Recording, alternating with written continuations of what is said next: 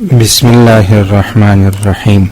کتاب الطهارتی دا کتاب د پاکی په باره کې دی. پاکی څنګه پاکی؟ انسان د بدن، جامې، ځای د ټولو شانو څخه نجاست لري کی او مرداری لري کی. هغه کښنی لږ نجاست وي، ډیر وي، په لږ مقدار وي، په ډیر مقدار وي. هغه که څوک په سترګو لیدلی سي که یې نسي لیدلی، هغه که ډیر بد بوی ولري که لږ بد بوی ولري. په هر صورت کې دغه کتاب د طهارت او د پاکی په باره کې دی. موږ او تاسو یې شروع کوو.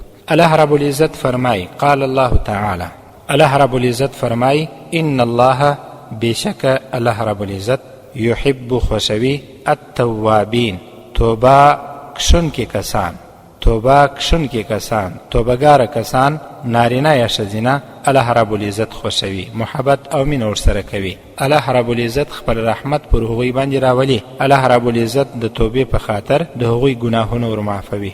ويحب او خوشوي الله رب العزت المتطهرین، پاکی کوونکي کسان، پاکی خوشونکي کسان او طهارت حاصلونکي کسان الله رب العزت خوشوي. دغه آیات د سورة بقره 222 نمبر آیات دی. وقاله او فرمایلی دی رسول الله صلی الله علیه وسلم، رسول الله صلی الله علیه وسلم فرمایلی دی الطهور، پاکی، شطر الایمانی، د ایمان حصہ ده، د ایمان برخه ده. څه مطلب؟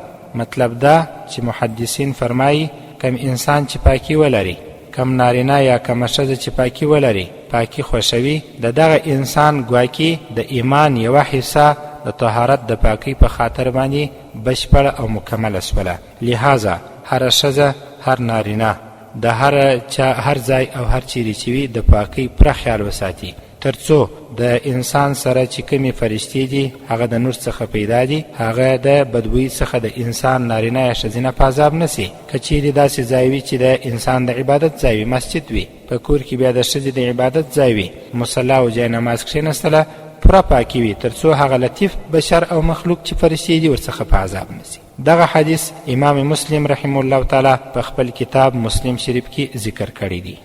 الطهارة، پاکی، هي د پاکی اساس العبادات، د عباداتو اساس دی، بنیاد دی او مضبوط جړ دی، بیخ دی. کله چې د یو شي اساس قوي وي، د دیوال اساس او بنیاد قوي وي، هغه دیوال مضبوطه وي، نو د عباداتو اساس هغه اصلي، هغه بیخ او بنیاد هغه پاکی ده. فلا تصح، نو نه صحیح کیږي الصلاة المنز الا مگر بیا المنز صحیح کیږي بالطهارت په پاکی سره. که چا پاکی نه درلودله، مثلا پر جامه نجاست پروت و یو څوک وایي زه لمونځ کوم زما لمونځ صحیح کیږي، کله صحیح کیږي؟ لمونځ یوازې او یوازې په پاکی سره صحیح کیږي. سره کم پاکی، د کم ځای، د چیش پاکی، وروسته به په نورو درسو کې انشاءالله تعالی د خبرې راته راځي.